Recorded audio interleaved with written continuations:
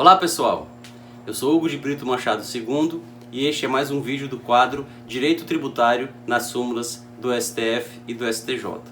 No vídeo de hoje trataremos de uma súmula que não é propriamente tributária, é uma súmula de direito processual civil, a súmula 266 do STF, mas é uma súmula que tem muitas repercussões no direito tributário.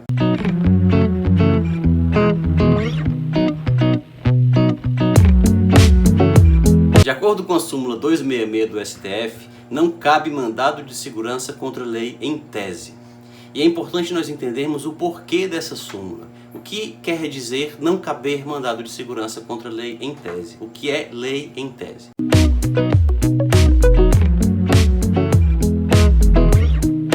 Na verdade, o que essa súmula dispõe se aplica a praticamente todas as ações da chamada jurisdição clássica, da jurisdição tradicional, excluídas as ações da jurisdição constitucional de controle concentrado, ADIM, ADC e ADPF. A ADIM, a ADC e a ADPF cabem contra a lei em tese, ou seja, discute-se a validade de uma lei, ainda que não haja um caso concreto, uma situação concreta a qual esta lei esteja sendo aplicada. No caso da jurisdição tradicional, da jurisdição clássica, não é assim. Tanto que a palavra jurisdição significa jurisdictio, que significa dizer o direito. Dizer o direito, na definição do professor José de Albuquerque Rocha, jurisdição significa a função do Estado exercida pelos órgãos do Poder Judiciário que consiste em dizer o direito no caso concreto e em última instância, com o traço da definitividade. Dizer o direito, a palavra direito é uma palavra plurissignificativa, mas neste caso ela significa direito subjetivo, o direito de alguém que decorre de um fato e de uma norma que sobre esse fato incidiu. Então a norma incide sobre o fato, gera o direito subjetivo, a faculdade de alguém de exigir de outrem o cumprimento da prestação prevista na norma para o caso de ocorrer a hipótese, que é materializada pelo fato havido e que daí se diz que o direito decorre do fato e da norma. Não à toa, as petições iniciais têm um capítulo dos fatos, em que o autor narra quais fatos ocorreram e dos quais ele entende que decorre o seu direito subjetivo. Mas não basta narrar os fatos, ele também narra do direito, ou ele expõe qual seria a normatividade ou o quadro normativo que, em face dos fatos antes narrados, dá a ele o direito que sim ele pede na parte final dos pedidos da petição inicial.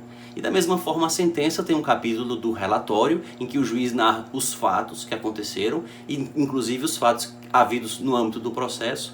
Em seguida a fundamentação, em que ele expõe por que diante daqueles fatos as normas que ele ali indica dão a conclusão a que ele chega no dispositivo. Então na jurisdição sempre se discute o direito no caso concreto. Se discute o direito de alguém a alguma coisa. Então o mandado de segurança é cabível para tutelar um direito líquido e certo subjetivo de alguém e daí, portanto, o mandado de segurança não é cabível contra a lei em tese. Uma pessoa não pode mover um mandado de segurança contra um dispositivo de lei que não esteja sendo aplicado ou em vias de ser aplicado a essa pessoa num caso concreto específico.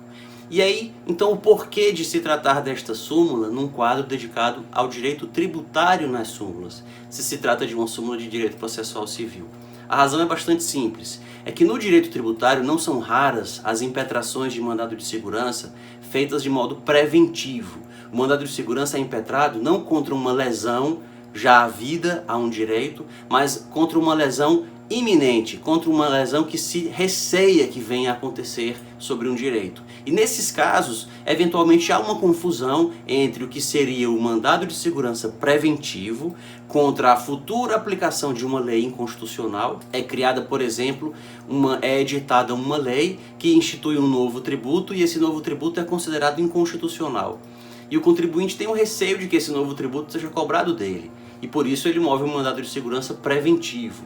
E o fundamento da impetração é justamente a inconstitucionalidade da lei. Em situações assim, fica complicado, fica um pouco mais difícil separar se trata de um mandado de segurança preventivo ou se trata de um mandado de segurança contra lei em tese. E não raro essa súmula é aplicada indevidamente, equivocadamente, a situações nas quais não se discute apenas a lei em tese. E como diferenciar uma situação da outra? É bastante simples. Quando os fatos sobre os quais a lei, tida por inconstitucional, incide já ocorreram e o contribuinte tem o receio de que a autoridade descubra que os fatos ocorreram, descubra que a lei já incidiu sobre eles e aplique essa lei, portanto, é apenas uma questão de tempo a autoridade descobrir que os fatos já ocorreram e aplicar sobre eles a lei que o contribuinte considera inconstitucional. E como a atividade tributária é uma atividade plenamente vinculada, quando a autoridade detectar esses fatos, ela deverá necessariamente aplicar a lei, mesmo inconstitucional, porque ela, a autoridade, não tem competência para declarar essa inconstitucionalidade. Então há o justo receio, se os fatos já ocorreram, de que a lei inconstitucional venha a ser aplicada. E se a situação de fato não aconteceu, se não se está diante de uma situação de fato a qual aquela lei seria aplicável e se impetra um mandado de segurança contra uma futura aplicação dela, aí sim se tem um mandado de segurança contra a lei em tese.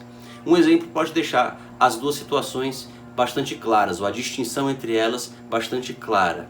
Imaginemos que 3 estudantes se formam e resolvem abrir um escritório de advocacia.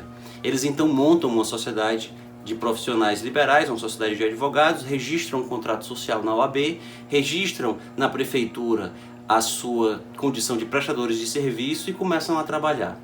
Um dia eles descobrem que a lei daquele município exige o pagamento do ISS, por exemplo, de forma contrária ao Decreto-Lei 406 de 68. Exige que eles paguem o ISS por valores proporcionais aos serviços prestados. E de acordo com o artigo 9º do Decreto-Lei 406, o ISS de sociedades e profissionais deve ser pago em valores fixos. E como o Supremo Tribunal Federal entende que esse decreto-lei é constitucional, foi recepcionado e cumpre o papel de traçar normas gerais de direito tributário em nível nacional, em sede de lei complementar, esse decreto-lei não pode ser contrariado pelas leis municipais. Então uma lei municipal não pode tratar de uma tributação do ISS contrária ao que dispõe o decreto-lei. Só que nesse nosso exemplo, os jovens advogados já estão prestando serviços, já estão indo, por exemplo, com um casal de velhinhos que ficou preso em uma viagem, que perdeu um voo importante e que sofreu danos morais e vai, portanto, com esse casal de velhinhos a uma audiência e consegue uma exitosa vitória contra a companhia aérea ou contra a agência de turismo e já está, portanto, recebendo honorários. E sobre esses honorários já deveria, de acordo com a lei municipal inconstitucional, já deveria estar pagando o ISS por um valor proporcional aos honorários recebidos. Mas esse escritório entende que deve pagar o ISS em montantes fixos. E vem pagando o ISS em montantes fixos. Só que se eles forem fiscalizados pelo município, o que pode acontecer a qualquer momento, eles já serão autuados e sofrerão a cobrança do ISS proporcional ao serviço prestado, acrescido de juros e de multas. Então, o fato sobre o qual a lei inconstitucional incide já ocorreu, está ocorrendo e é uma questão de tempo a autoridade descobrir isso. Nesse caso, o mandado de segurança preventivo contra a aplicação iminente de uma lei inconstitucional é cabível e a súmula não pode ser invocada para afastá-lo.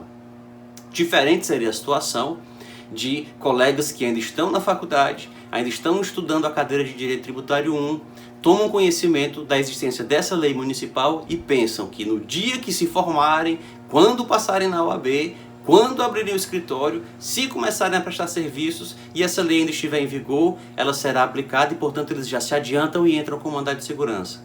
Nesse caso, não existem fatos sobre os quais aquela lei inconstitucional esteja sendo aplicada ou em vias de ser aplicada.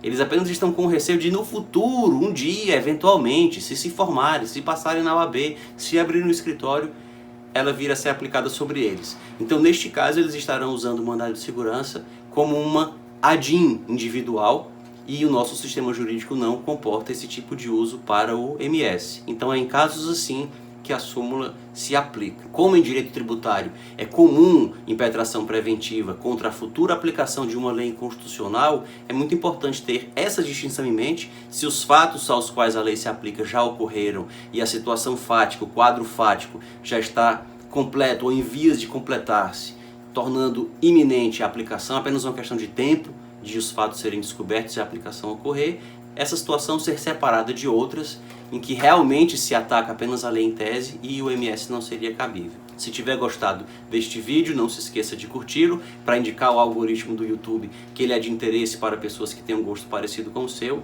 Também use a caixa de comentários para dizer o que pensa desta súmula e o que pensa de outras relacionadas ao direito tributário ou ao direito processual tributário. Sabemos que o processo civil e o processo tributário não têm distinções marcantes. O processo tributário é o processo civil aplicado às lides tributárias, mas o direito material tributário cria particularidades que tornam necessário o exame apartado do processo tributário, como se fez neste vídeo. E também não se esqueça de se inscrever no canal para acompanhar os próximos vídeos e receber as notificações quando forem postados. Até a próxima!